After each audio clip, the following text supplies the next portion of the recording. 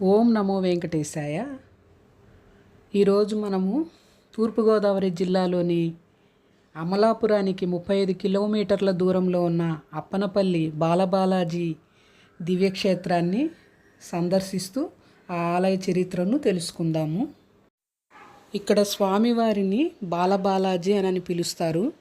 పూర్వము ముల్లేటి రామస్వామి అనే కొబ్బరికాయల వ్యాపారి ఇక్కడ కొబ్బరికాయలను అమ్ముకొంచుండగా ఒకరోజు కొబ్బరికాయల రాశిలో కొబ్బరికాయలో తిరునామములతో ఒక కొబ్బరికాయ కనపడగానే ఆ కొబ్బరికాయని శ్రీ స్వామివారిగా భావించి ఆ కొబ్బరికాయను ప్రతిష్ఠించి శ్రీ వెంకటేశ్వర స్వామిగా ఆరాధించసాగాడు.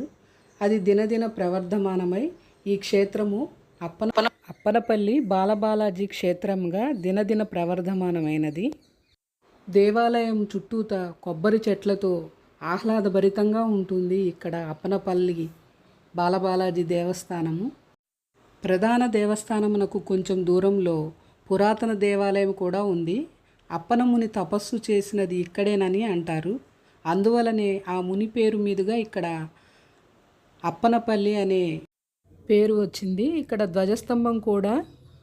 ధ్వజస్తంభానికి కావలసిన కలపను కొనటానికి వెళ్ళినప్పుడు అందుబాటు ధరలో లేనందువలన మరలా వెనుకకు రాగా అదే కలప గోదావరి నదిలో కొట్టుకు వచ్చిందనని చెబుతారు. ఇక్కడ స్వామివారి నిత్యాన్నదానము ఉంటుంది. ఓం నమో వెంకటేశాయ.